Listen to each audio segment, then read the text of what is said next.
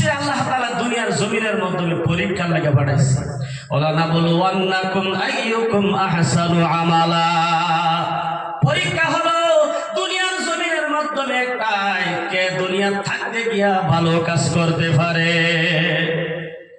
আল্লাহ তাআলা আমাদের সকলকে নবীর উম্মত হিসাবে কবুল করুক, আমরা বলি আমিন।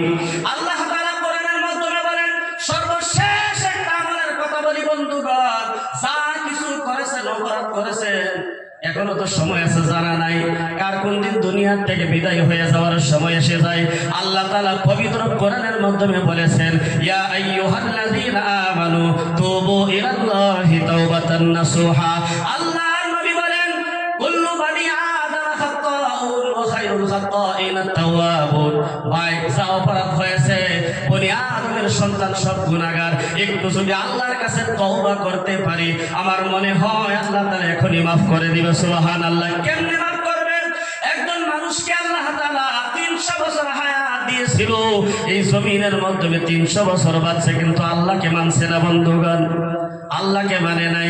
সৃষ্টি যে করেছে স্রষ্টাকে, সৃষ্টি হয়ে মানে নাই। 300 বছর হায়াত দিছে নিজের হাতে, তার হাতের মাধ্যমে আল্লাহ তাআলা ক্ষমতা দিয়েছিল মাটির দ্বারা বিশাল বড় বড় মূর্তি বানাইতো।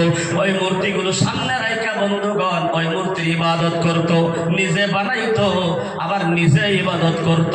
তার সামনে মূর্তির মাথার মাধ্যমে বয়া পাখিগুলো লেদাইতো বন্ধুগণ, এমন খোদার ইবাদত করতো যে খোদা একটা পাখি সরানোর ক্ষমতা নাই, শক্তি নাই বন্ধুগণ।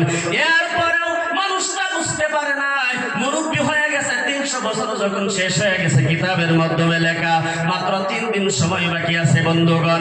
শরীরের চামড়াগুলো ঢিলা হয়ে গেছে, চোখ দিয়া তাকায় ভালোভাবে দেখতে পারে না, জুবান দিয়া কথা বলতে পারে না। 300 বছর শেষ হওয়ার পর যখন 3 দিন মাত্র বাকি আছে বন্ধুগণ, মানুষটা জানেও না আমি আর 3 দিন মাত্র বাঁচবো। আল্লাহ তাআলার পরীক্ষা দেখেন, বান্দাকে কেমনে করে দুনিয়ার জমিনের মাধ্যমে মাফ করে দেয়। দেখেন ক্ষমতাশীল আল্লাহ তাআলা কি হিসাবে বান্দাকে মাফ করে দেয়। ওই মানুষটা একদিন রাত্রে অন্ধকারে ইবাদত করার জন্য, খোদার পূজা করার জন্য, যখন মূর্তির পূজা করার জন্য ঘর থেকে বের হয়ে গেছে বন্ধুগণ, উষ্টা খায়া পরে গিয়া ক্লান্তিতে ঘুমের জলে একবার আল্লাহকে ডাক দিয়েছে, ইয়া রহমান ইয়া রহমান ইয়া সালাম। আর কইবার পারলো না, ওটা ভুলে গেছে ঘুমের ক্লান্তিতে, জানে আল্লাহর নাম জানে কিন্তু আল্লাহর ডাকে না, ভুলে ডাক দিয়েছে ইয়া রহমান। আল্লাহ বলে, ফেরেশতা সাক্ষী হয়ে যাও, আমি আল্লাহ তাআলা তার 300 বছরের অপরাধকে আমি আল্লাহ ক্ষমা করে দিলাম। কয় বছরের গো? 300 বছরের অপরাধ আল্লাহ তাআলা এক ডাকে ক্ষমা করে দিল। ফেরেশতা জিজ্ঞাসা করলো, আল্লাহ 300 বছর অপরাধ করলো, 3 দিন মাত্র হায়াত আছে, মরবে। আল্লাহ একটা মাত্র ডাক দিয়েছে, তুমি তাকে মাফ করে দিছো। আল্লাহ বলে, 300 বছর যাকে ডাকছে সে কোনোদিন উত্তর দিতে পারে নাই, কথা বলতে পারে নাই। একবার আমাকে ডাক দিয়েছে, আমি যদি তার ডাকে সাড়া না দেই তাহলে হাতে বানাইছে, তার মধ্যে আমার মাধ্যমে পার্থক্যটা থাকলো কি? আল্লাহর একবার ডাক দিছে, ইয়া বন্ধুগণ, ইয়া আইয়ুহাল্লাযীনা আমানু তুবু ইলাল্লাহি তাওবাতান নাসুহা। একবার তওবা করেন সঠিক নিয়মে, আল্লাহ তাআলা ক্ষমা করে দেয়। কিভাবে ক্ষমা করে? যিনারা হজ করেছেন, উমরা করেছেন, তারা চিনে জায়গাগুলো বন্ধুগণ। সর্বশেষে হাজী সাহেবের একটা কাজ আছে, আরাফাতের ময়দানের মধ্যে হাজিরা দেওয়া। হাজী সাহেবের আসল কই?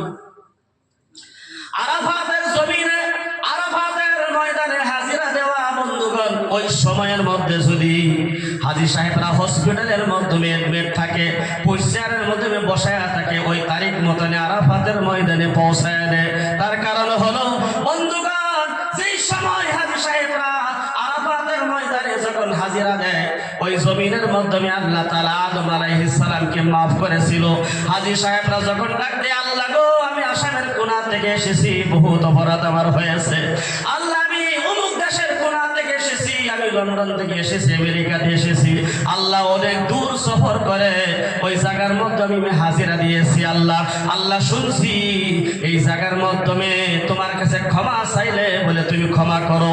ইতিহাস সাক্ষী দেয় 5 লক্ষ হাজী সাহেব যদি থাকে, ওই 5 লক্ষের মধ্যে যদি একজন হাজী সাহেবের দোয়া কবুল হয়ে যায়, আল্লাহ তাআলা 5 লক্ষ হাজী সাহেবকে মাফ করে দেয়। সুবহানাল্লাহ। ওই জায়গাটাতে একবার যাইবার লাগে আল্লাহর কাছে দোয়া করুন। এই বুখারী শরীফের হাদিস পড়াইছে না, মুহাদ্দিস সাহেব কইছে না, সর্বপ্রথম হাদিস কি কইছেন গো? ইন্নামাল আমালু বিন্নিয়াত। নিয়ত করেন, পুরা করানোর মালিক আল্লাহ। হযরতে হুসাইন আহমদ মাদানী রাহমাতুল্লাহি আলাইহি মালফুজাতের মাধ্যমে পড়েছি বন্ধুগণ, কিতাবের মাধ্যমে লিখেছে, কোন সাগরিদে লিখেছে ঘটনাটা। বলে হযরত হুসাইন আহমদ মাদানী রাহমাতুল্লাহি আলাইহি শুরু আর্থিক অবস্থা অনেক খারাপ ছিল বন্ধুগণ। হজের সময়, যেই সময় মানুষ কাবা শরীফ তাওয়াফ করার জন্য দেশ থেকে রওনা হয় বন্ধুগণ, হাজী সাহেবের কাফেলা দেখে দেখে কান্দে, আল্লাহ আমাকে যদি ধন সম্পদের মালিক বানাইতা, আমিও তো একবার তোমার ওই জায়গার মাধ্যমে যাইতে পারতাম, সেই জায়গার মাধ্যমে বিশ্ব নবী শুয়ে রইছে, সেই জায়গার মাধ্যমে পা দিতে পারলে গুনাহ মাফ হয়ে যায়। আল্লাহ আমার কপালে নাই, আমাকে তুমি দেও নাই, গরিব বানাইছো। এইভাবে কাফর ভাবে দোয়া করতো, আল্লাহ আমাকে একদিন হইলেও তোমার গায়বী মদদ দিয়া সাহায্যের দ্বারা আমাকে ওই জায়গার মাধ্যমে হাজির দিয়ে বন্ধুগণ। এইভাবে কাঁদতে কাঁদতে যখন কিছু বছর পার হয়ে গেল, হঠাৎ করে একজন মানুষ হজ করার জন্য ইরাদা করেছে। আল্লাহর নবী সাল্লাল্লাহু আলাইহি ওয়াসাল্লাম ওই ধন সম্পদ ধনী মানুষটাকে স্বপ্নের যুগে নবীজি দেখা দিয়ে বলতেছেন, ও আমার আশিক, ও আমার আশিক, এ আমার পাগল, তুমি আমার বাড়ির মাধ্যমে দেখা করার জন্য আসতেছো। আমি ভাড়া পাইতাম তোমাকে, তোমাকে আমার আরো ভালো লাগতো। হুসাইনকে যদি, হুসাইন আহমদ মাদানীকে যদি তোমার সাথে নিয়ে আসতে পারতা, আমার মনটা খুশি হয়ে যাইতো। আমার ভালোবাসা তোমার জন্য আমার ভালোবাসা আরো বেশি হয়ে যাইতো। স্বপ্নে দেখার পর, ঘুমটা ভেঙে যাওয়ার পর ফজরের নামাজ পড়ে সকাল বেলা হযরত হুসাইন আহমদ মাদানী রাহমাতুল্লাহি আলাইহি বাড়ির সম্মুখ দিয়ে আওয়াজ দিয়ে বলতেছেন, হুজুর সাহেব বাড়িতে আছেন? যদি আছেন দরজাটা একটু খুলেন। দরজা খুলে দেখে ঠান্ডার সময় ছিল, মানুষটা দরজার সম্মুখে দাঁড়ানো। বলো, ভাই তোমার কি হয়েছে বলো, আমি তোমাকে কি সাহায্য করতে পারি? বলেন, হুজুর গো, আমি হজের নিয়ত করেছি, আপনি আমার সাথে হজে যাইতে লাগবে। আপনি যদি না যান, আমি এই বছর হজ করতে যাব না।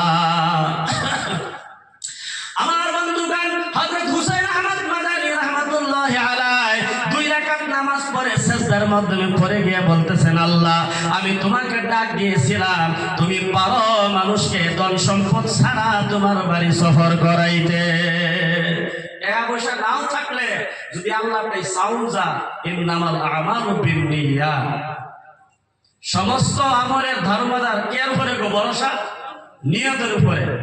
আমরা যদি নিয়ত করি, আল্লাহ তাআলা হয়তো কবুল করো, পারে না। কত মানুষরা আল্লাহ তাআলা পয়সা ছাড়া নিছে এই জায়গা, আমরা আল্লাহ নিবার হইতো না গো। তাহলে মনটা পরিষ্কার কইরা আল্লাহর কাছে যদি আমরা খুব ভালো করে নিয়ত করি গভীর রজনীতে, তাহলে মনে হয় যে আল্লাহ তাআলা কবুল করবে। এই কারণে এই আমল গায়েবী মদদের দ্বারা যদি যাইতে চাই, তাহলে কিছু করণ লাগবে। বলছে বেশি বেশি কইরা নবীর উপরে দুরূদ শরীফ পাঠ করণ লাগবে। হযরত হুসাইন আহমদ মাদানী রাহমাতুল্লাহি আলাইহি প্রত্যেকদিন ঘুমানোর আগে 1000 বার দুরূদ শরীফ পাঠ না করে উনি ঘুমাইতেন। 1000 বার দুরূদ শরীফ পাঠ করত, এরপরে ঘুমাইত। এখন আমরা তো 5 দিন নামাজ পড়ি, এরপরে দেখি বিপদ শেষ হয়েছে না, আল্লাহ নামাজ পড়লেও দেখি যায় না বিপদ। আল্লাহ এরকম নারাজ হচ্ছে যে নামাজ পড়লেও বিপদ যায় না। যা বিপদ যদি যাইতো না, তে আর বোধ হয় বৃষ্টি কাম করে লাভ নাই, যার বাবার পেতাম না, যা হয়েছে হয়েছে। যাই হোক, আল্লাহ তাআলা বোঝার জন্য তৌফিক দান করুক। সর্বশেষ হ্যাঁ ইনশাআল্লাহ দোয়া